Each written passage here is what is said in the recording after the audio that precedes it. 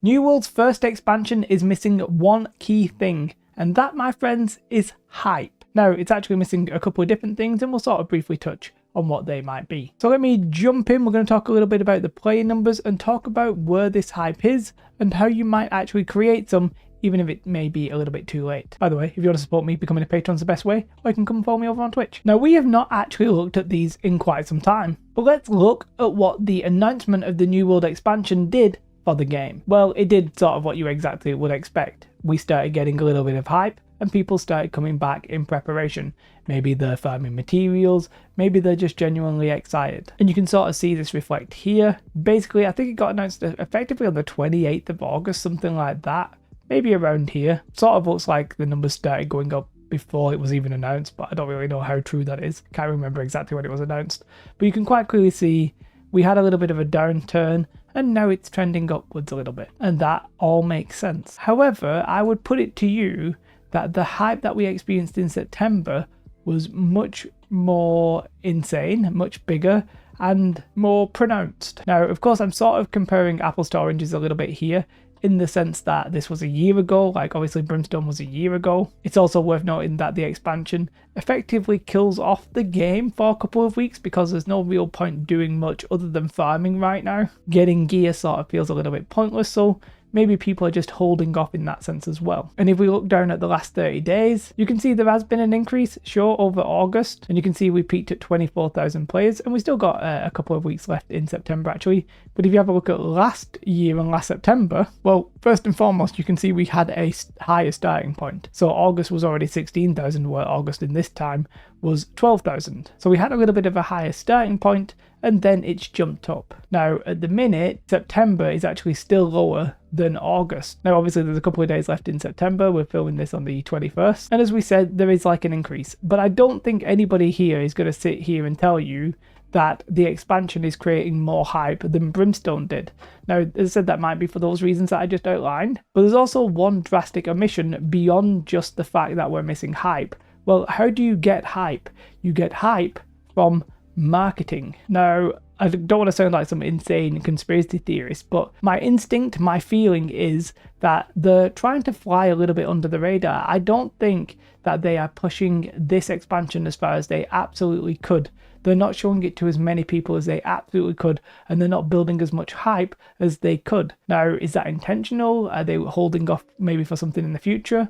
Or are they just being like, well, we got a lot of bad reception the first time around, let's just keep our heads down, make the content, promote it to the right kind of players, and go from there? Well, it's hard to say. What I personally would say is that we could have very easily had a little bit more marketing for just some expense, right? And what I mean by that is I think they had a perfect opportunity at Gamescom opening night. So we had an incredible cinematic. The cinematic is insane. I really like it. Sort of in a way almost doesn't feel like New World, but that's sort of to show a new direction. It gives me a very wow vibe. But what they could have done, and what they absolutely did not do, is release that trailer at Gamescom. Now, I don't know the exact numbers of people who watched it, but I did once go on YouTube and look at the hits and the views for some of the streams, and it was upwards in the millions, right? Several hundreds of thousands on multiple channels. Several million people may have watched that if they would have done the trailer at Gamescom. Worth noting that they then released their trailer pretty much exactly 1 week and 1 day after Gamescom.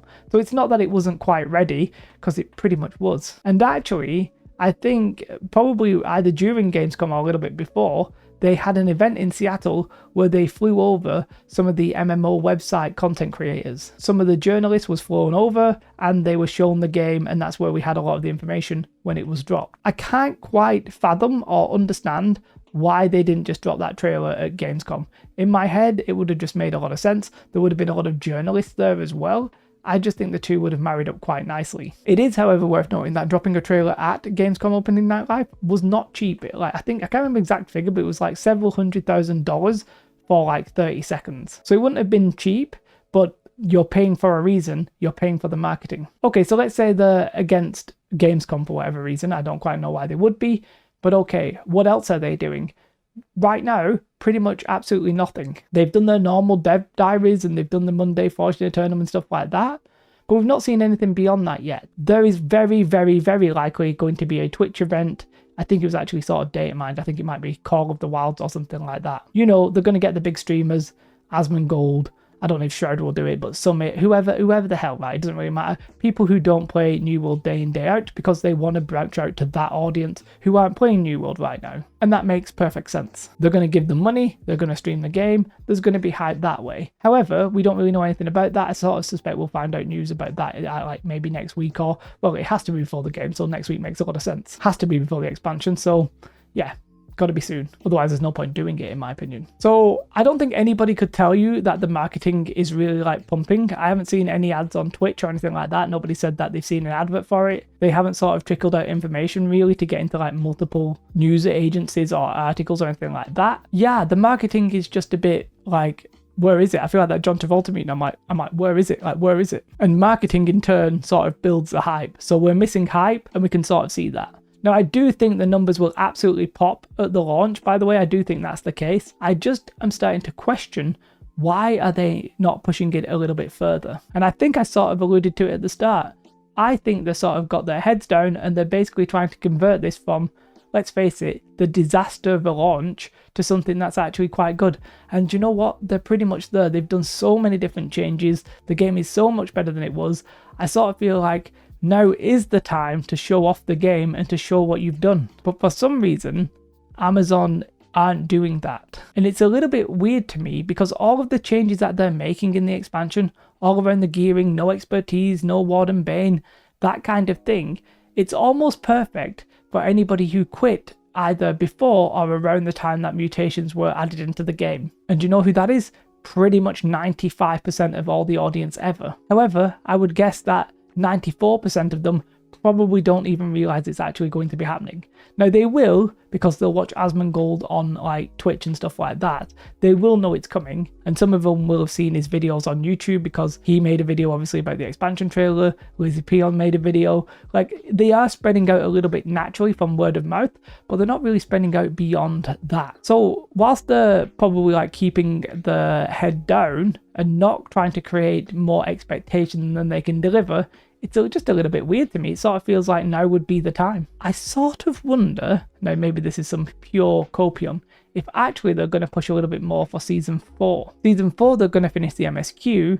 Maybe they will then do a Return to Eternum event, like sort of separately. And what it will be is there'll be fresh servers and they'll say to everybody, now is really the time to come back. We've had the expansion, we're satisfied, now it's the time to start from scratch, go ahead, crack on and enjoy it. Because otherwise, I'm a little bit confused. I don't know what's going on. Yeah, I think the expansion will do well. I think inevitably it's going to do well. It's like a big new expansion. It's shiny new toys. I think it'll do well, but I think it should have a little bit more hype. As I said, I understand that the play numbers might not necessarily fully reflect that because there's not really much reason to log in right now. Apart from farming, which isn't necessarily the most exciting stuff for a lot of people. There's no gear chase. A lot of the stuff is going to become a little bit invalidated. Yeah, it sort of makes sense. But I'm not convinced right now that we're going to hit anywhere near the Brimstone numbers, just because there's no marketing, there's no hype, there's nothing that really suggests that we will. Before the expansion was announced, I thought we'd be at like 300k, but it ain't there. Now, I do think that there are some key things that are missing in the expansion. Personally, I think like a cross-realm server automatic group finder when it comes to dungeons would be absolutely insane.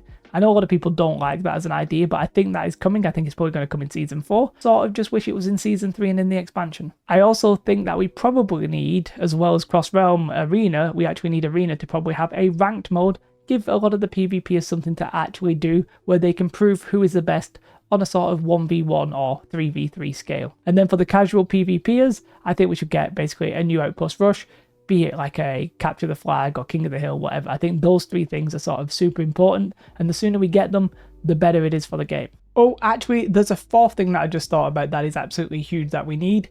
Proper raids. And what I mean by that are raids with multiple bosses, trash mobs, etc. I think they're probably going to do this and it's going to ultimately be called like an elite expedition, but we definitely need that because I think for a lot of people that is actually an MMO's end game. That just sort of screams proper end game content and we need it. There's probably other things that the game needs, but I'm not going to really poop on the game right now. I will say that a lot of the changes in the expansion are actually really good. Mounts are really good, the MSQ looks good, The new zone looks good, or the rework zone I should say. The gearing progression changes and all that kind of stuff I really, really like. The one thing, if I was going to have any concern, is that I just don't think there's necessarily enough content, basically. And what I mean by that is the end game for most players isn't really going to change. For the level 65s who are finishing off the game, from what we know right now, you'll be doing M3s, which are basically M10s, you'll be doing Outpost Rush and Arena, and the one new dungeon is just one new expedition. That's effectively the whole end game content that's been added, and some chest runs, but I mean, I don't really call chest runs content because I don't think it really deserves that title. I'm being a bit harsh there, but it's not, for me, true, real, actual end game content. But I like what they gave us. I just want more, and I think that more is going to be important with the roadmap. I think they should drop the roadmap before the expansion is actually sort of out. In that way, people know what they're getting for their money and they can sort of make a decision. If they're confident about the roadmap, they should do it. If they're not going to do it. I mean, they also don't plan to. At the minute, it's sort of planned to happen, I would guess, in about December or November, something like that. I just think, show us you've got the goods, make everybody happy, show us what's coming, and satisfy the people. The expansion to me feels mostly for the non-hardcore players who haven't finished the game a billion times over. The expansion is for the people who stopped within the first 6 months. However, I think you need to throw the hardcore players who have been playing this game non-stop a little bit of a bone.